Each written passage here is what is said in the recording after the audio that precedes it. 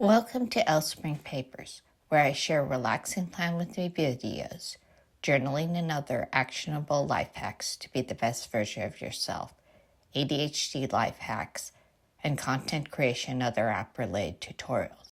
Congratulations, you have advanced to level 4 and acquired a new hobby. Your quest is to stay within your hobby budget. There will be shiny things to buy everywhere you look. Your challenge is to stay within your budget while satisfying your brain enough that it will allow you to do other things such as sleep, eat, and attend to your other responsibilities. You may have a limited time to complete your quest before time runs out and you move on to another hobby, so choose your options carefully. Can I go back to level 3? This one sounds too challenging.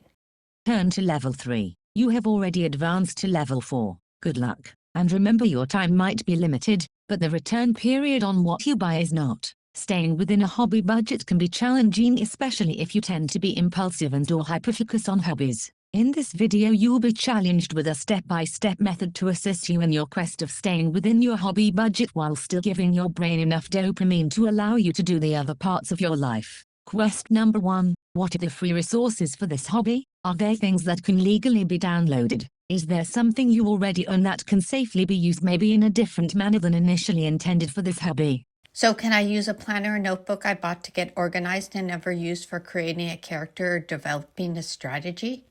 Quest number 2. What supplies for your hobby can you find secondhand? Do your friends or family have anything you could borrow, as long as you return it in its proper condition? Would a local charity shop or secondhand store or online store for gently used items work? So if I want to read up the entire history of Black Panther, I can not only use my library card to check out the comics for free, but if I want to buy one, I can look for used ones. They'll be much cheaper since I only care about them being readable. I assume you mean the Marvel and MCU superhero and not the political party. Yes, although my library gives me free access to information on both. Quest number 3. Be things are most important.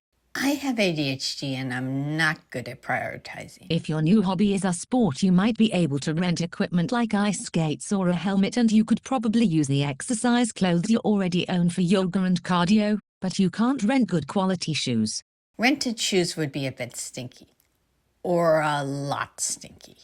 Plus you have narrow feet, so it would not be hard to find a good pair. So in that case, prioritize buying a quality pair of shoes. But what about if my hobby is journaling? You already have ballpoint pens and highlighters from your first 500 attempts to organize your life. Would any of your notebooks work? But it isn't any fun if I can't buy something to keep the dopamine going.